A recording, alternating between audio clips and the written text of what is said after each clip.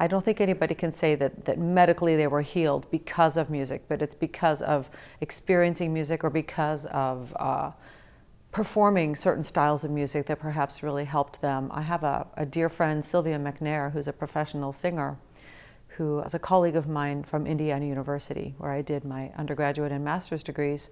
And she was an opera singer for years, and she still is a very famous singer, was diagnosed with breast cancer, and credits her singing and her music and her performing with getting her through bouts of chemotherapy and getting her through the tragedy of that kind of illness. She credits music and perhaps listening more to it as she was in treatment, and then changing her style as she finished, because she knew that she couldn't use the same kind of energy to sing fully operatic with the kind of velocity, air velocity that it takes to do that. And so she changed her style so she could continue to communicate musically, because that was healing for her.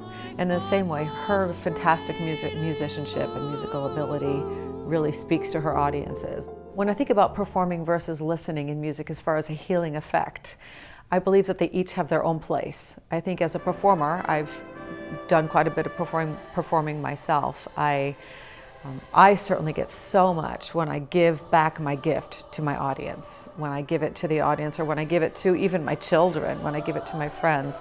But as a listener, and I've certainly sat in audiences listening to some of the finest opera singers in the world, it's just overwhelming. When you hear Dolores Zajic sing Aida full force, it's sort of like that Memorex commercial where the young man is sitting in the chair and his hair is blowing back. You just are overtaken by that sound, by that singer. And so it affects both the listener and the performer in different ways. I hesitate to use the word healed, but I say touched and really spoken to in their heart. But the people that are doing the performing as well are truly touched when they see this kind of a reaction around them. You have friends that will go and visit and they'll sing a familiar hymn tune, and the Alzheimer's person will recall that tune and sing it.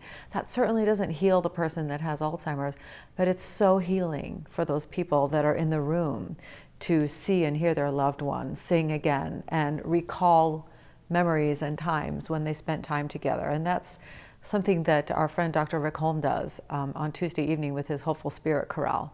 I think everyone should sing, but that's me, right?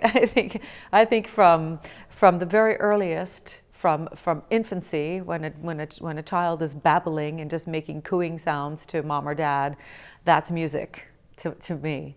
Or when I have a 92-year-old grandma singing Amazing Grace, that's beautiful music to me.